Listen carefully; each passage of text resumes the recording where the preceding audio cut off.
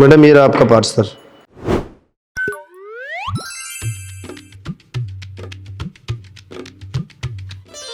अबे तू ये हाथ नीचे कर, नीचे कर, नीचे नीचे। पहचान लिया मैंने तुझे।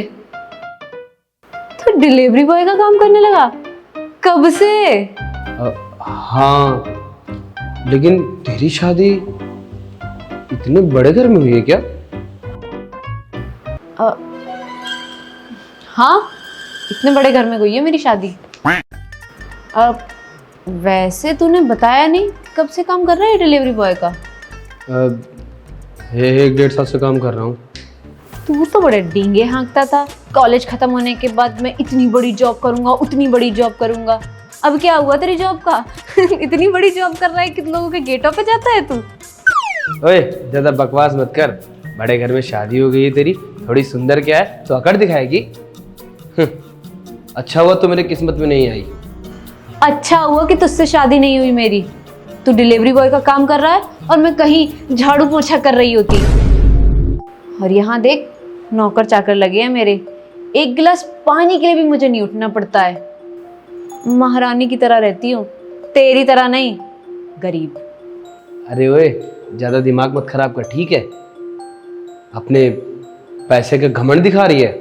मैं भी अमीर था, मैं जिस कंपनी में काम करता था वो कंपनी बंद हो गई, नहीं तो अच्छा खासा कमा रहा था मैं। हाँ, मुझे तूने ये भी बता दिया कि तू पनौती भी है। जिस कंपनी में जॉब करता था वो कंपनी बंद करवा दी तूने।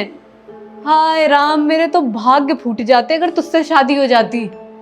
बस वक्त बुरा है मेरा, पनौती नहीं हूँ मैं। और ये डिलीवरी का काम इसलिए कर लेता हूँ क्योंकि इसमें सुबह शाम काम करना पड़ता है, दोपहर में रेस्ट कर लेता हूँ। मेरे सामने तो तू बड़ी डींगे हाँकता था। मैं ये बिजनेस कर लूंगा, मैं वो बिजनेस कर लूंगा, मैं पैसों की चादरों में सोया करूंगा और गाड़ी से निकला करूंगा। गाड़ी से डिलीवरी करने आया है क्या? वैसे कौन सी गाड़ी से आया है, या साइकिल से? हाँ हाँ, तो बुढ़ा नहीं हो गया हूँ, अभी पूरी उम्र बाकी है, बन जाऊंगा एक दिन बड़ा आदमी, ठीक है? और तू बहुत जो बोलती है ना, तू बाहर निकल, अपने दम पे कुछ करके दिखा। ये जो तू ऐशो आराम कर रही है ना, अपने पति के दम पे कर रही होगी, अपने दम पे तो करने का तेरी औकात नहीं है। बकवास मत कर। जब तू और मैं रिलेशनशिप में थे तब मैं जॉब करती थी, तेरा खर्चा उठाती थी।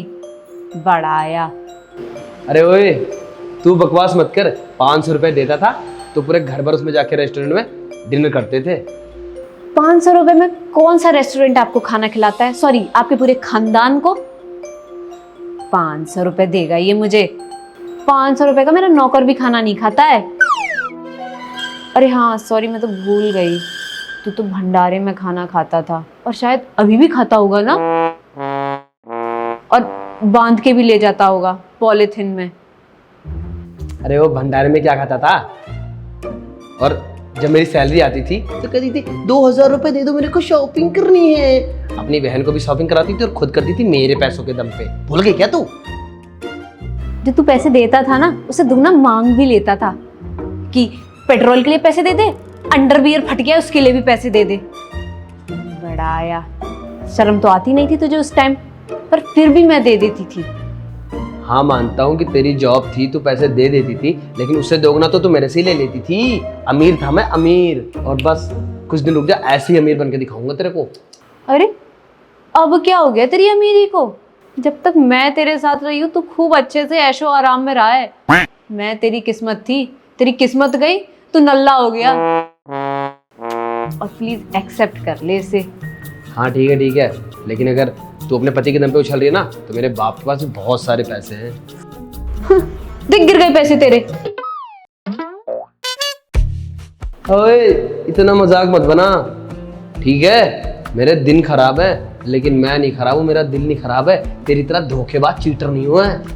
हाँ तो तुझे इसीलिए छोड़ के गई थी कि तू कुछ करता नहीं था, नल्ला था एक नंबर का, आलसी जीभ। अच्छा हुआ तू मेरे को छोड़ के चली गई, कम से कम मुझे ये तो पता चल गया तू एक नंबर की मौका परस्त लड़की है। मेरे अंदर वफादारी है। तो फिर तू अपनी बहन की भी शादी कर देता किसी लीचड़ इंसान से, अपने जैसे, जो करता कुछ भी ना हो और डींगे हाँकता हो आसमान छूने तक की। मेरे खानदान का तू पूरा रिपोर्ट रखी है तू। चल यहाँ से निकल, नहीं तो अपने पति को बुला के तेरे हाथ पैर तोड़वा दूंगी। चल जा। देखो तुम्हें बताऊंगा बहुत जल्दी। चल चल, रास्ता नाप अपना। धोखेबाज लड़की। चल। चाय लेके आओ प्रांशी। जी मालिक, आई। एक तो मालिक और नहीं 2 मिनट सुकून जीने देते हैं।